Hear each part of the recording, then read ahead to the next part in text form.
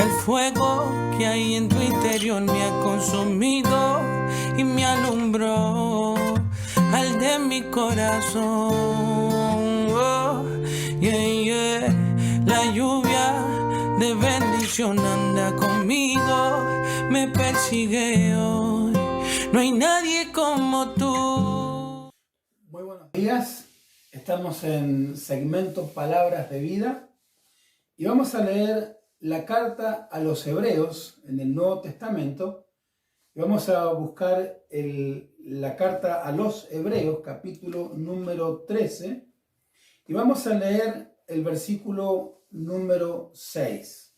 Dice así: de manera que podemos decir confiadamente, el Señor es mi ayudador, no temeré lo que me pueda hacer el hombre. Dicen los teólogos y los estudiosos de los tiempos de Cristo que el salmo que está citando acá el autor a los Hebreos es uno de los salmos que se cantaba en la noche de Pascua, ya que se cantaba desde el Salmo 113 al Salmo 118. Con este salmo concluía, cuando se celebraba la fiesta de Pascua, con este salmo se concluía esa celebración. Si uno lee en San Mateo capítulo 26, versículo 30, dice la palabra del Señor allí: cuando hubieron cantado el himno, salieron al monte de los olivos, es decir, que se fueron a Getsemaní. Es decir, que era el último salmo que se cantaba en esa celebración de la noche de Pascua, que por cierto es un salmo mesiánico también. El texto que nosotros acabamos de leer nos habla de una promesa inmensa que tenemos todos quienes confiamos en el Señor. Los judíos cristianos de aquel entonces sufrían persecución y hostigamiento de dos lugares.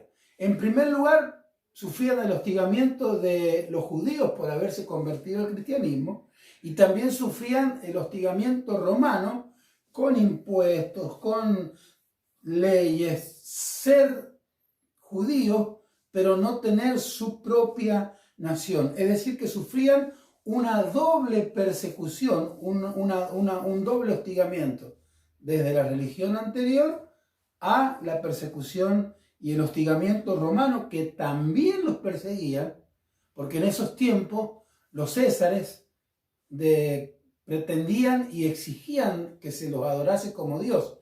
Entonces ellos utilizaban una palabra griega muy conocida, Kyrios, que Él es el Kyrios, o Él es mi Kyrios, Él es mi Señor.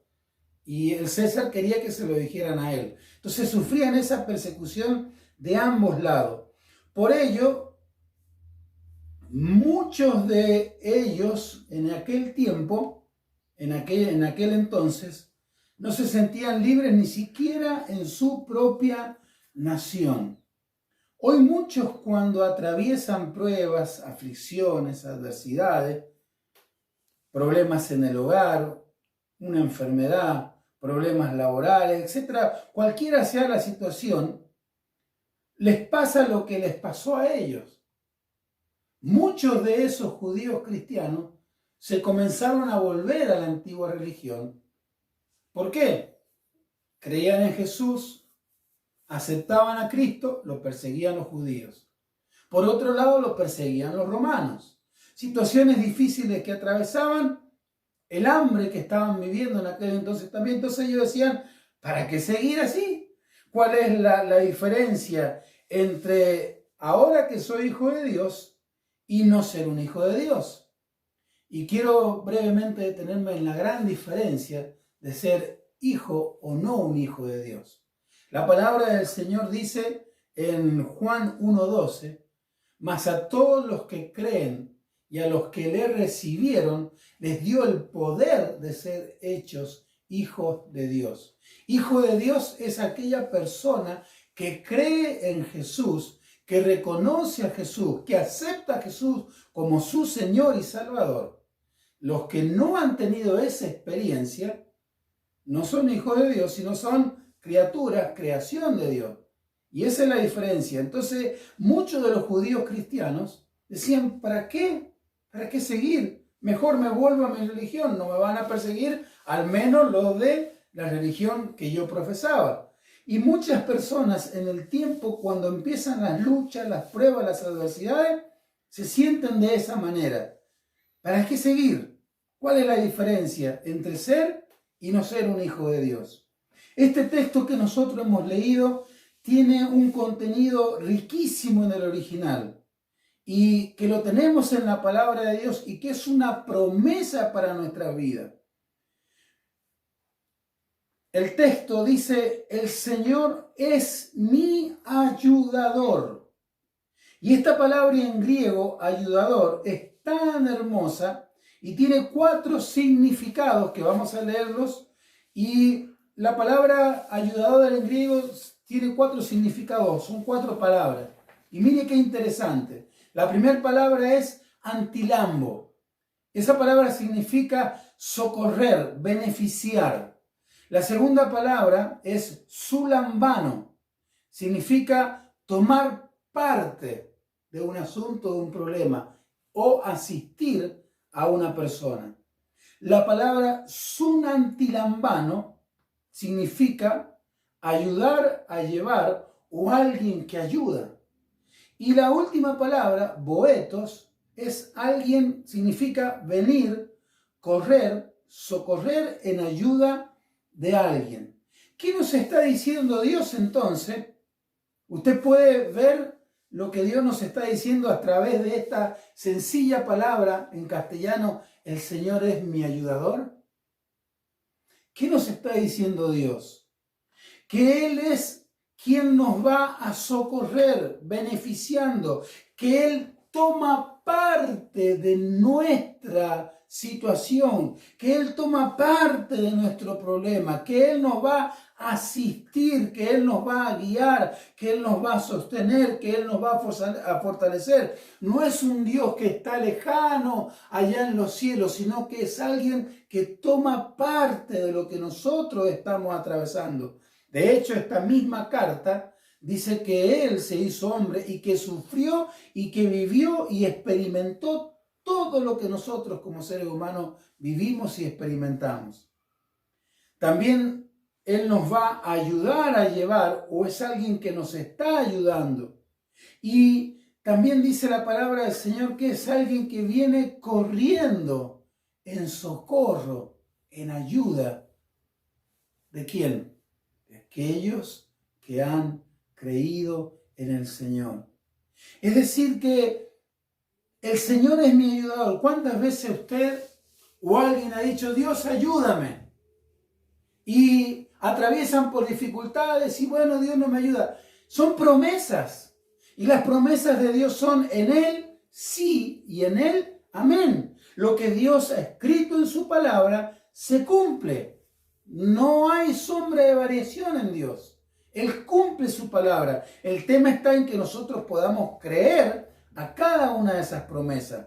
Por eso el autor de esta carta dice en el versículo número 6, la primera parte, de manera que podemos decir confiadamente, el Señor es quien me socorre, es quien viene corriendo a socorrernos. El Señor es quien toma parte de mi adversidad. El Señor es quien toma parte y me asiste en esta situación que yo estoy viviendo.